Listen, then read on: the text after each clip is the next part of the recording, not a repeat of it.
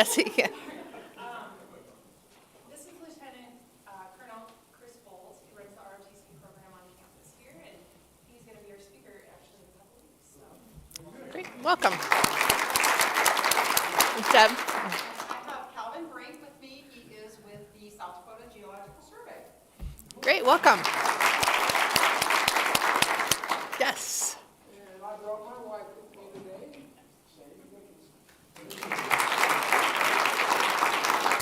And yes. I have Jackie and Travis Hawks. Jackie is the I'm a graphic designer for Wyoming Athletics, but I freelance design around town. Great. very cool. Travis is with Kyler, the general manager for Kyler Properties with Learfield, right? That's correct, yeah. They joined us, they moved here in July. Great. Awesome, welcome. All right, so a few announcements. Next Tuesday, the 21st, we have our social at the Eagles at 7 p.m. With Rotary, Eagles, and Vermillion next. It's at 5? Oh. 5 to 7. Okay, I got to change my calendar. Thank you. I have it on for 7. So, okay, 5 p.m. at the Eagles. So we hope to see everybody there. I'm very excited about it. Kevin, I think you had an announcement. I did, yes. I know not everybody was here on Monday. I'm glad to see so many people here today. I want to mention that we are having a membership drive for the year 2025 as a fall. And the reason we're doing a membership drive is not to increase our numbers. It's to increase our representation in our community. So what I'm asking folks to do, I gave this out last Monday, but a lot of us weren't here Monday. Last Wednesday, yes. Sorry, I was thinking of the poem.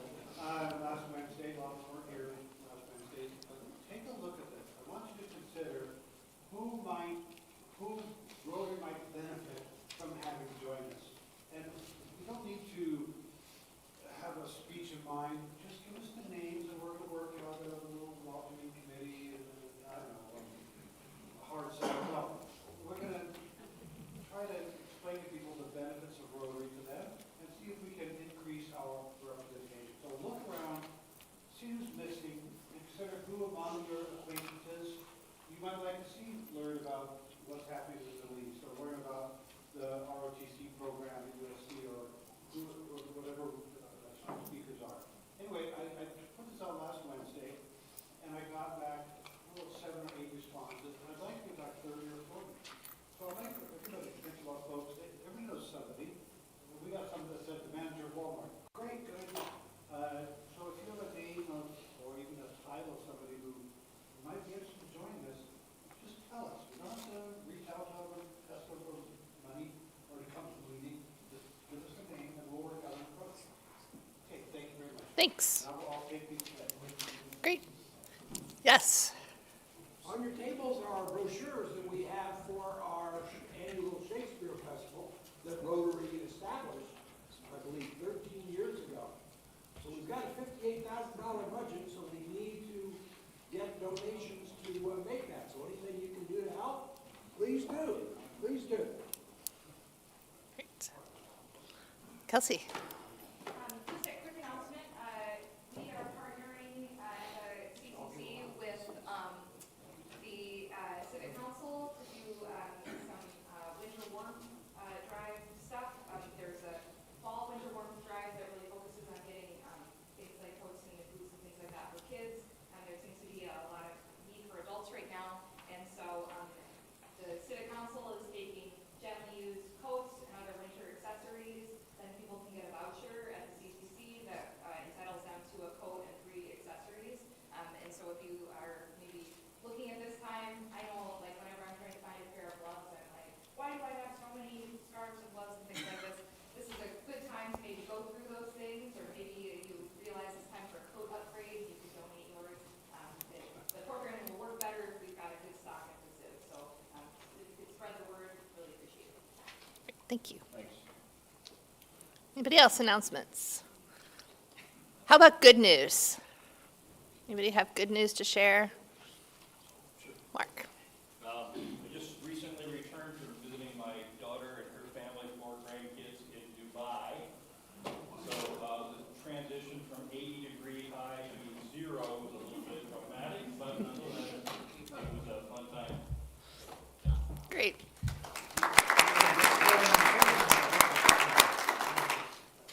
Yeah.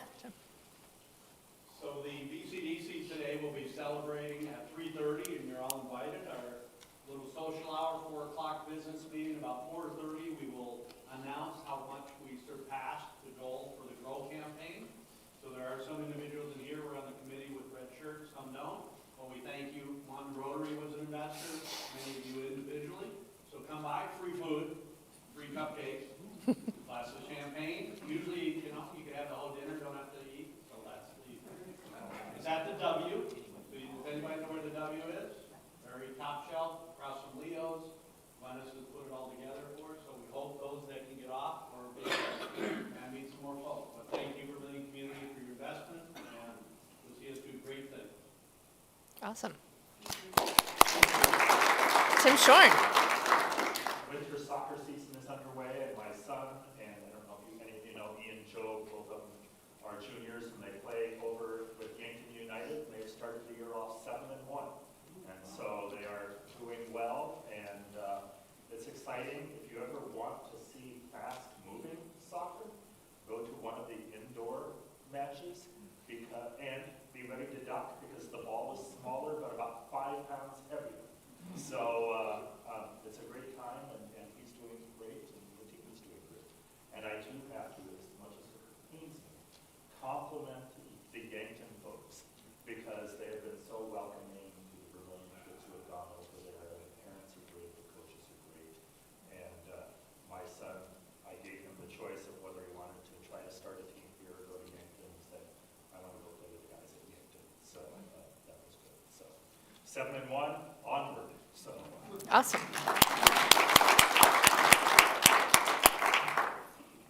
Anybody else?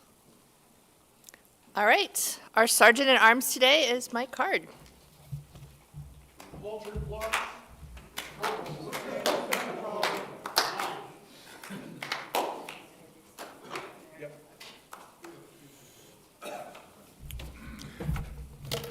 Well, I thought it would be sort of fun to think back to what happened in 2024. And so you're sort of stuck with that, is remembering some of the things from 2024. At least it wasn't 2020 that we're trying to look back and remember the fun events. So, you know, after having not produced PowerPoint slides for a couple of years, it took me a while. As you may remember, the other one I didn't have very well put together. But here's one. It was really hot out there in 2024. And so here's 4 statements. And all you have to do is to pick which of these is true. It was the 4th hottest meteorological summer on record. Northern Alaska had its highest temperature ever measured. Caribou, Maine had its highest temperature measured, or all of the above. B, D. It's actually going to be D. And we also had a number of records, but not through official National Weather Service sites in the upper Great Plains. One that I would have you think about is Yankton, South Dakota, had the highest difference between the low temperature of a -20 and the high temperature of 97 during the meteorological summer in the state of South Dakota. So where's Caribou, Maine, and why do we care? It just was one of the states, one of the NWS sites that had a record. And I think the other part is thinking of these places that if you've ever thought of Maine in the wintertime, it's not balmy. Balmy doesn't come to mind, so, oh well. This basketball player set an NCAA Division I record for career scoring, then went on to receive the Rookie of the Year honors in U.S. professional basketball. Was it, oh boy, Victor Wembanyama, Angel Reese, Chet Holmgren, or Caitlin Clark? It was indeed Caitlin Clark. In March, a container ship, not shop, struck the Francis Scott Key Bridge in Maryland, causing it to collapse. What was the name of the ship? It was B, it was Dolly. Since we're getting all of these correct, it will be $50 that you will put into, oh wait. Number 4, this film won the Best Picture honors at the 2024 Academy Awards. Was it Poor Things, Killers of the Flower Moon, Oppenheimer, or Barbie?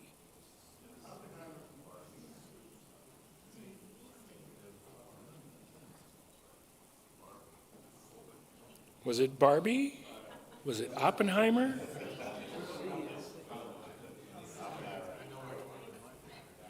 It was Oppenheimer.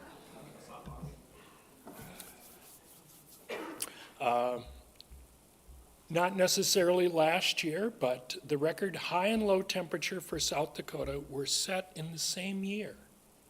Is that true or false? You got a 50-50 shot here.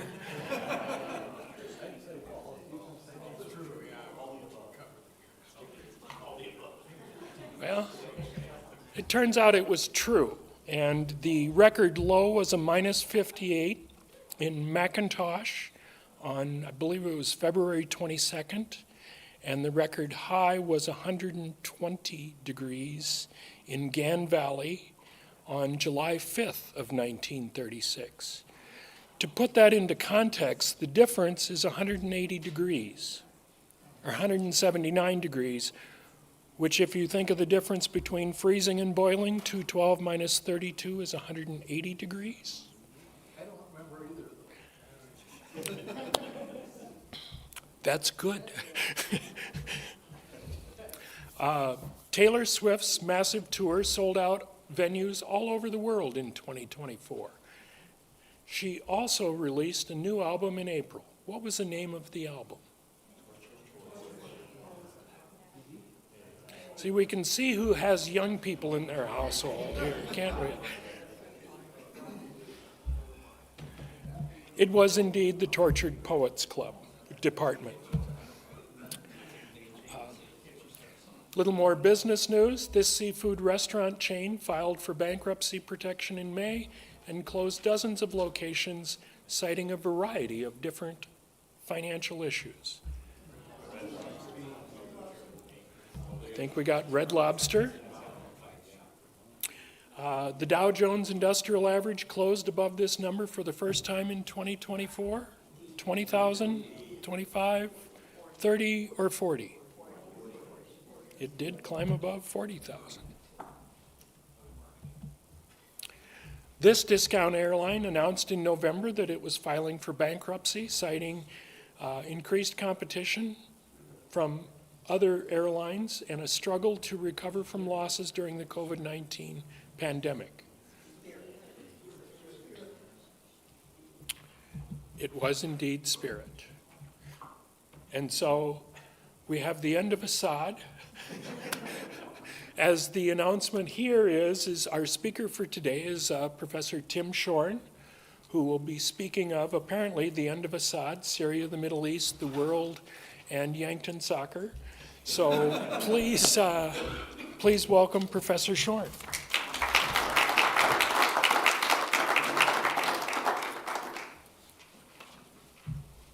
Also an event from 2024, and this is the one I remember most. I decided to focus on Assad, one, because there are all sorts of great stories that go with Assad, great as long as you're not living with him. And just it gives us an opportunity to look ahead and back as well. I don't know if you can see that as well as I can, but I want to talk a little bit about the Assad dynasty, just because it's fun. These are the types of things I get to talk to my students about. On the left is Hafez al-Assad. He was the patriarch of the family. And on the right was his successor, his son, Bashir al-Assad. And there are a couple things we need to know about the Assads to understand their rule, how they came into power, and why Syria is what it is today. A couple of stories sum up everything we need to know about the Assad family. The first, we go back to 1970. There's a little civil war going on next door in Jordan, across the border from Syria. It's King Hussein and his forces versus Palestinian forces. And all of a sudden, tanks from Syria cross the border to intervene, not on the side of King Hussein, but on the side of the Palestinians. And so these tanks come across the border, and it looks like King Hussein is going to have a really bad end to his day, when all of a sudden unidentified fighter jets swoop in and take out those Syrian tanks. Now, a couple questions come up. First, who were those masked men coming in on unidentified planes? That would remain an official secret for years when, of all people, Al Haig, those of us who are old enough to remember Al, let it slip. It was Israeli. And the other question was, where was the Syrian Air Force? Why wasn't the Syrian Air Force swooping in to protect the Syrian armored forces? Well, there was a bit of a power struggle in Damascus, and there was a man who just happened to be the head of the Syrian Air Force who had pretensions of becoming president of Syria. Who was his primary competitor? The head of the Syrian army. Well, the Syrian army was just decimated on the plains of Jordan, so Hafez al-Assad's army opposition was just eradicated, and who would become president of Syria a year later? Assad. He was willing to allow the Syrian army to be obliterated so that he would have the opportunity to become president. So there's one of the things that we need to know about Assad. Now, about 10 years later, in Hama, a town in Syria, the Muslim Brotherhood forgot its place, and they were protesting against Assad, and Assad finally had enough, and so he encircled the city of Hama with his artillery and his tanks, and he opened fire. And 2 or 3 days later, when he was finished, most of Hama was in rubble, and about 20,000 people were dead. And Thomas Friedman, who is now a New York Times op-ed person, wrote in his book From Beirut to Jerusalem a chapter called Hama Rules. And this is the other thing that we need to know about the Assad family. There is nothing that they would not do to stay in power. So those two stories sum up everything we need to know about the Assads. One is they will do anything to take power, including undermine their own country. 2, they will do anything to stay in power if that means obliterating part of their own country. And when Hafez al-Assad died on 10 June 2000, Bashir al-Assad, that English-educated ophthalmologist who we all had great hopes for, became the leader. But if you note, Hafez died on 10 June, but we have a little unknown quantity there. When exactly did Bashir take over? Was it on 10 June? Was it on 11 June? Was it on 13 June? And the answer is yes, somewhere. Hafez al-Assad died, but it wasn't announced because Bashir had to have time to ensure that he had control of the Syrian government. Because he had uncles and cousins who weren't quite sure that Bashir ought to be taking over. Bashir disagreed with them. And over the next couple of days, he was able to consolidate power, at which point he announced his father was dead, and he was now president. And so this is the Assad dynasty. Now, Bashir was not supposed to take over. Bassel, I don't think it's Bassel, I think it's Bassem, but I can't remember. He was the intended heir, but he died in a car accident in 1994. He was rushing to the airport in his Mercedes sports car, hitting around 100, 120 miles per hour, going there to hop on his private jet to go skiing in Switzerland and encountered a barricade. Basel is no more. So that meant that the intended heir couldn't take over, and so Bashir had to return from his lucrative ophthalmological practice in London and take over power, and that he did. And he learned from father that the Hama rules stay in effect, which is why we ended up with a civil war that arose out of some simple protests because President Bashir knew that you could not compromise, you could not negotiate, that the only way to deal with opposition was to crush. And for a while, he did that, but only till December 8th, 2024. I don't know if you can see that at all, but this is,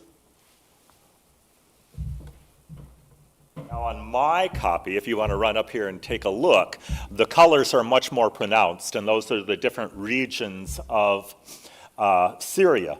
Down here in the bottom left is a city called Dara. That's where the protests started. That's where the civil war would eventually get started. This was a Sunni Muslim stronghold. You move up and into Homs, kind of in the center. That is also a strong Sunni Muslim holdout. You move over to Hamath, Sunni Muslim. Move over to Aleppo, Alawite. Why is that important? Because part of the problem that Bashir al-Assad faced was a real divide in the Syrian population.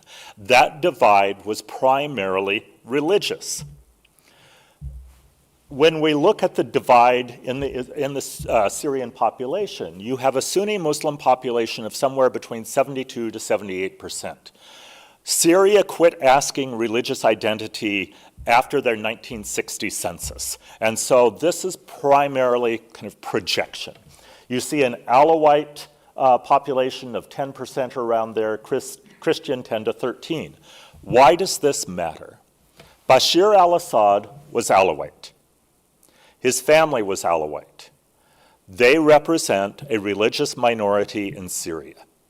Their allies were the Christians, 10 to 13% of the population, also a minority.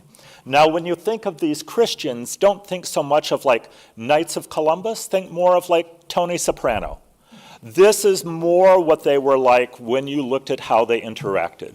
And so you had the Alawite and Christians joining together to form a minority government trying to control that Sunni majority.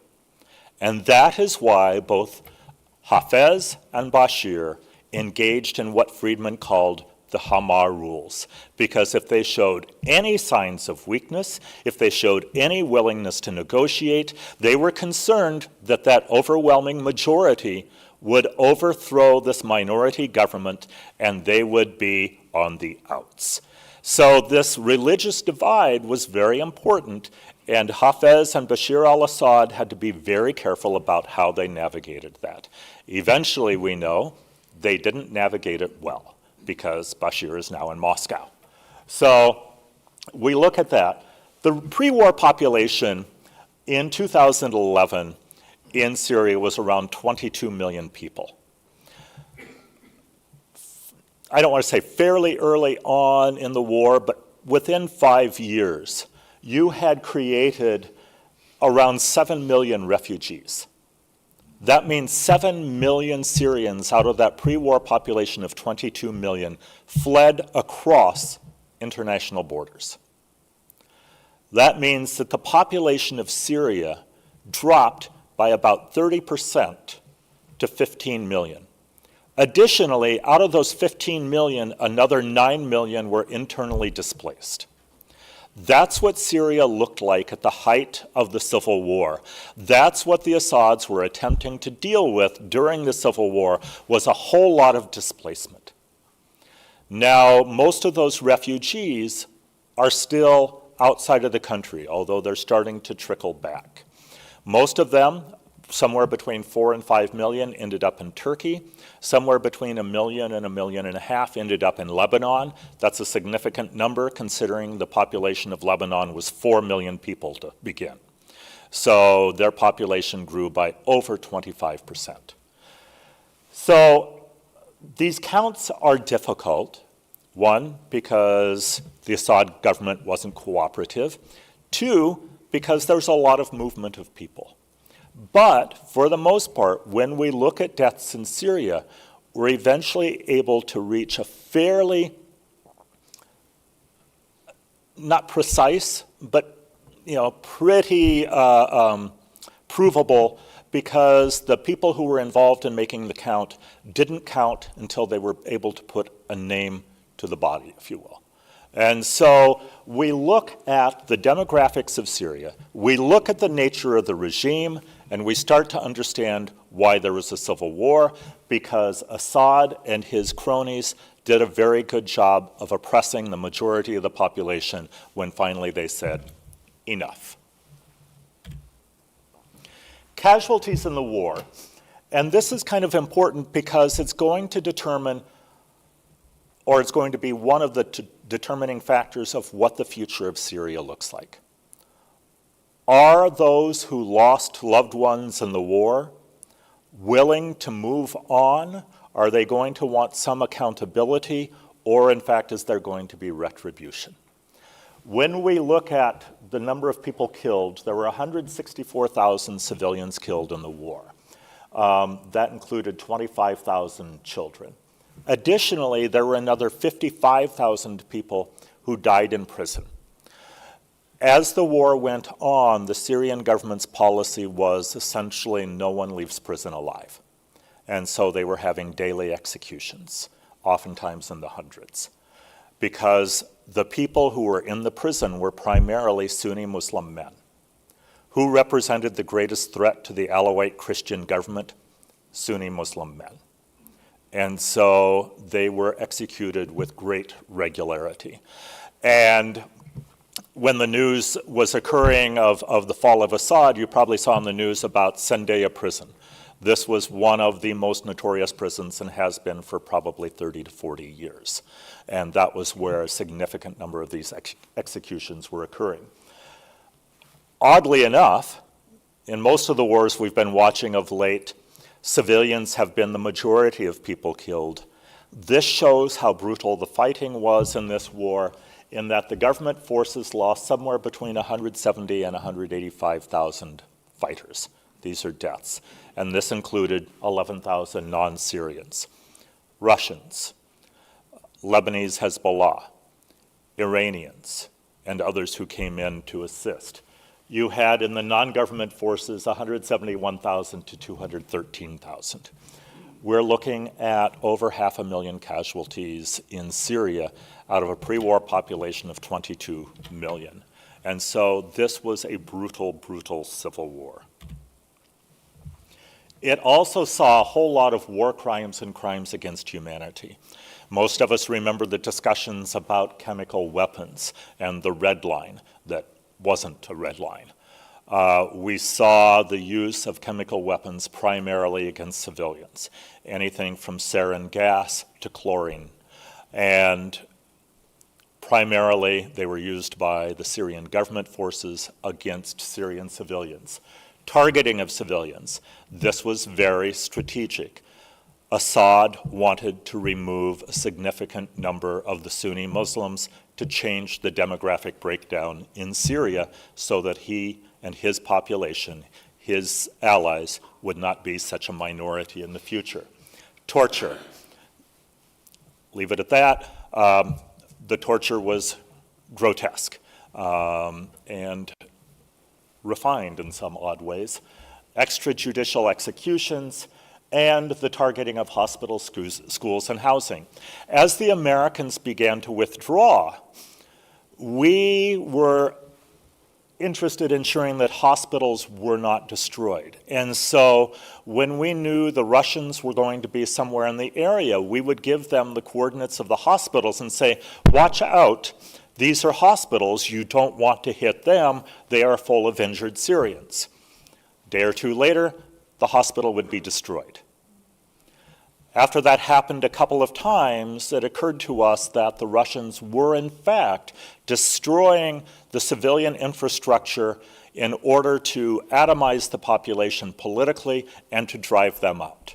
And we realized that Russia's primary position was not to fight ISIS, but was to support the regime, and that they would do anything to support the regime. So, why, considering the war started in 2013, was 2024 all of a sudden the time when things changed? I'm glad you asked. First, the external actors were gone. We no longer had the Americans there in number. You no longer had the rest of the Arab countries there in any meaningful way. Hezbollah was now leaving to go back to Lebanon. You had the Russians busy elsewhere, and you had the Iranians concerned about security situations at home. And so what happened was a lot of the external actors left, all except Turkey. Turkey was still up north, which meant a couple of things. One, the Syrian government did not have its primary supporters and defenders there to support it, to prop it up, that being Iran, Russia, and Hezbollah. Second, there were very few people paying much attention to what was going on because if we weren't involved, we didn't care. Out of sight, out of mind. And so when you look at the evacuation of the external actors, you realize that everything had changed. The equation had shifted completely. It was interesting because as I was putting this together, I went back and looked at some of the articles I had saved. And I have to go back. December 8th, 2024. I went back and found an analysis by a guy I follow from December 4th. And he said, Assad needs to watch out. He is tottering. He needs to, this could be a dangerous time for him. Yes, it could be, because 4 days later he was gone. And so even the experts, those who followed it much more closely than I did and knew, Syria much more than I did, were surprised by the speed with which the forces came from the north and a little bit from the south and got Assad to flee. Now, as we look at this civil war, 2013 to 2024, it's interesting to put it in the context of civil wars writ large. Most international conflicts last around 5 years. Civil wars tend to last 10 years. And why is that? A couple of reasons. One is it's kind of an all or nothing, zero-sum game that if my side loses, everything is lost. And if the other side wins anything, it's a defeat for us. And so there is a lack of willingness to negotiate, to discuss, to come to some sort of agreement. What researchers also found was the most likely way for a civil war to end and stay ended would be through an overwhelming victory by a single party.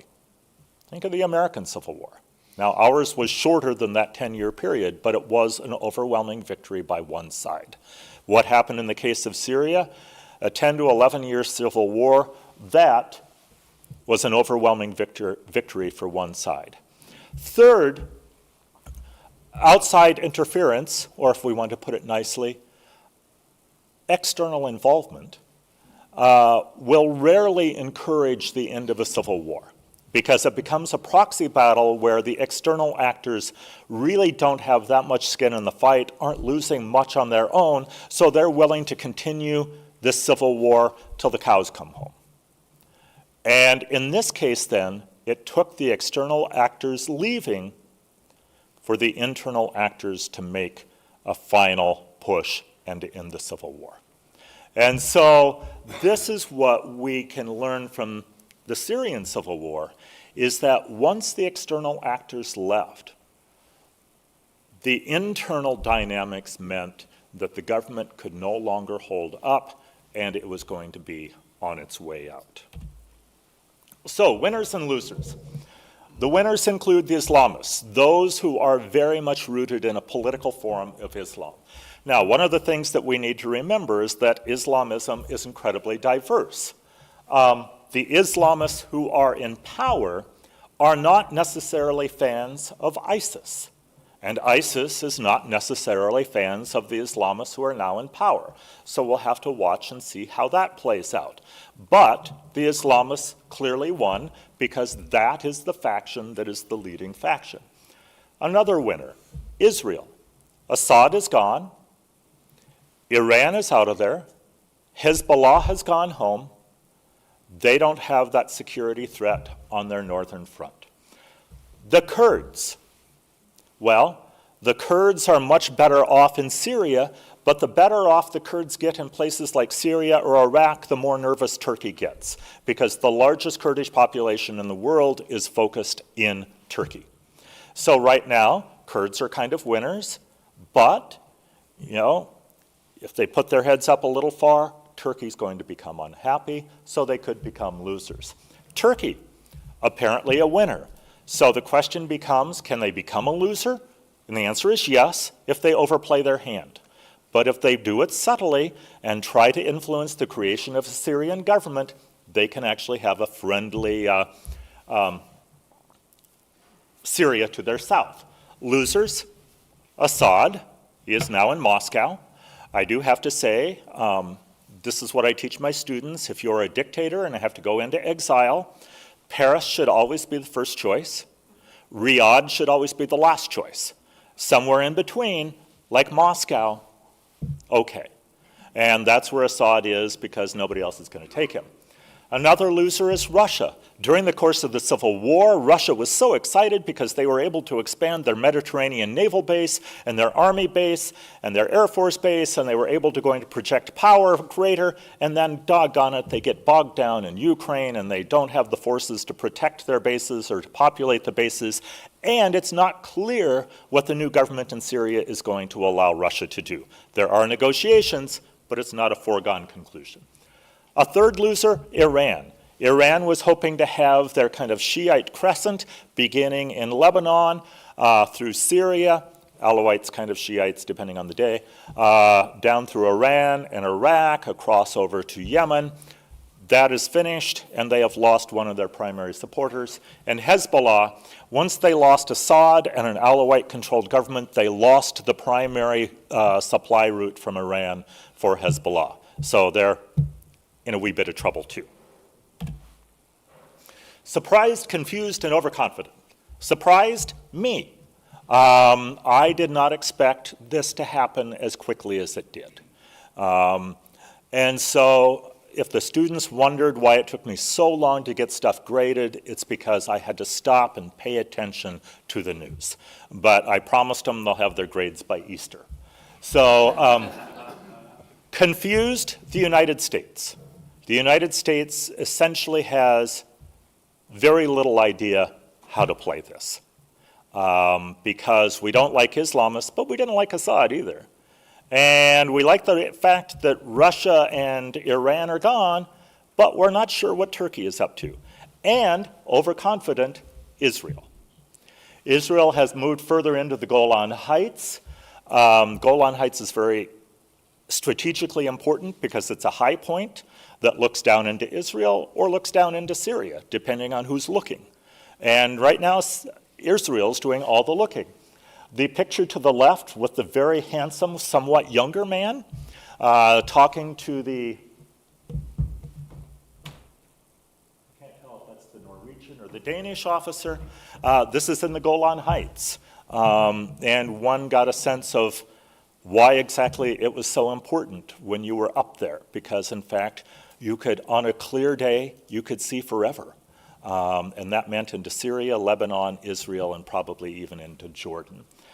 So their Golan Heights expansion, what is that going to mean? Are they going to overextend themselves and create new enemies? Yes. In relation to Hamas, Hezbollah, and Iran, Israel is on the ascendant. Are they going to overplay their hand, become cocky, and probably undermine what could happen? The answer is yes. And The United States sometimes has difficulty thinking strategically. Netanyahu can't even spell strategery. Going back to Saturday Night Live, for those of us who are old enough. He is primarily concerned about his domestic political standing. And one wrong move, and he loses a political party in his coalition, and he's no longer in power. And compromise is not his friend, because it is not the friend of 2 or 3 of the political parties in his coalition. So, this is where I just sit back and wait. So, the future, Syrian stability. We want to prevent ISIS and Israel from upsetting the apple cart. Will we do that? No. Second, Lebanon, Hezbollah, a new relationship. Hezbollah is essentially a state within a state in Lebanon. Can we create a new relationship? No, because the Lebanese government will be too slow to respond, too corrupt to respond. Hezbollah will rise back up, and the Shias will depend on Hezbollah to protect them. An opening with Iran, opportunity for normalization.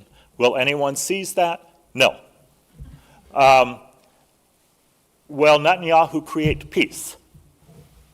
No. And will there be an American rethink on policy toward the Middle East? And that is no. So I'm nothing if not optimistic that everything will go wrong. I would argue that there is no one on the world stage or in the wings who has the vision, the foresight, and the intelligence to seize the opportunity to recreate the Middle East, the opportunity that is there now. And the longer that we wait, the more that window of opportunity closes. We have an opportunity to create a new relationship with Syria.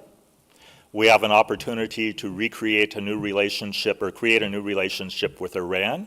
We have an opportunity for Israel to truly engage even greater than it has been with numerous Arab states, and all of those opportunities will be missed. Because, as a professor of political science once noted about the Middle East, no matter how bad things are, they can always get worse, and they will. So the neighborhood. I mean, on that happy note, let's go on quickly. Israel. Israel has a full plate. What is their relationship with Hamas? Are they going to expand into the Gaza Strip? Probably. Golan Heights. Rather than create a new relationship with Syria where there might have been an opportunity, no matter how small, my concern is they're actually going to expand further into the Golan Heights and create new settlements. And Lebanon, buffer zone, who cares about the Shia? And the answer is no one except Hezbollah, which is precisely why Hezbollah will come back. So there you go. That's the one prediction I feel strongly about. There is a humanitarian crisis that we are, to a great extent, ignoring, and that is Gaza. Pre-war population of 2.4 million. There have been over 45,000 civilians killed in Gaza. Earlier this week, The Lancet, which is essentially the British version of the Journal of the American Medical Association, came out with a study and said that civilian deaths are probably being undercounted by about 40%. Now, it's interesting because everybody says, oh, you can't trust Hamas's records, you can't trust their numbers. Well, in the past, in fact, Hamas's numbers have been right on. And if anything, this would tell you that Hamas is undercounting the civilian deaths. And the ironic thing is, despite the fact that we don't trust Hamas's numbers, they don't release a number until they can put a name to that number. And so they have 45,000 identifiable civilian deaths. Over 100,000 injured. There are probably thousands more in the rubble. And the horrific point about the humanitarian catastrophe is that Gaza now leads the world in child amputees because of the rubble of the bombs. Israel, 1,700 killed, 815 civilians. There are 98 hostages in Gaza. This morning it was announced that Israel and Hamas have reached a ceasefire. They're not signing anything. But how long that will last will depend, because there are members of Netanyahu's government who are opposed to the ceasefire. There have been about 150 journalists killed and 224 humanitarian workers. One of the things that Israel has said is that too many of the UNRWA humanitarian workers, the United Nations humanitarian workers, were sympathizers of Hamas. But yet they weren't able to list any names. To give them the benefit of the doubt, some of the external forces have said, all right, at the most, we would figure 5 to 10%. That does not explain the other 90 to 95% of the humanitarian workers who have been killed then. And then you can see 25% of the structures destroyed, 66% of the housing, or structures have at least some damage, 80% of health facilities damaged or destroyed, 40 million tons of rubble. They said it would require a 5 square mile area to pile up all that rubble. Don't have that kind of space. There is no central electricity provision anymore. 88% of the Gazan schools have been damaged or destroyed. All 5 wastewater treatment facilities have been damaged to the point where they're not working, which means all the raw sewage is either in the streets of Gaza or going directly into the Mediterranean. So, 4 universities destroyed, and the other 10 have been damaged. So, opportunity.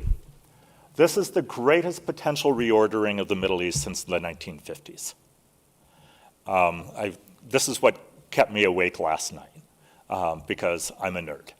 And I was like, so how big is this? And I was going back decade by decade, event by event, and I would say it was a collection of events in the 1950s that represented as great a reordering of the Middle East as we've seen now. The question of leadership. Again, there is no one on the scene or in the wings who is going to be able to exercise the type of strategic leadership necessary. Israeli domestic politics is going to direct a great deal of what happens in the Middle East over the next year or two. And there is going to be an Arab hunt for allies. There are Arab countries who are going to be actively seeking allies. This would provide an opening for the United States, for Israel, for others, which we'll all miss. Questions around the world in 80 days. And we have a good minute or not, because that clock is slow. Yes, sir. So on your list of losers and winners, where would you place China? Nearly irrelevant. Because they're having enough problems right now with their Belt and Road campaign that some chickens are coming home to roost, and they're really focused on the South China Sea and Taiwan. I think that they have as much on their plate as they can handle right now. And the Belt and Road campaign would be the biggest tool that they would have to expand there, but they're already having problems in the Persian Gulf and East Africa. I have to look at the map and point with that right now that they're having problems there. So I am not concerned about China there right now. So, yes?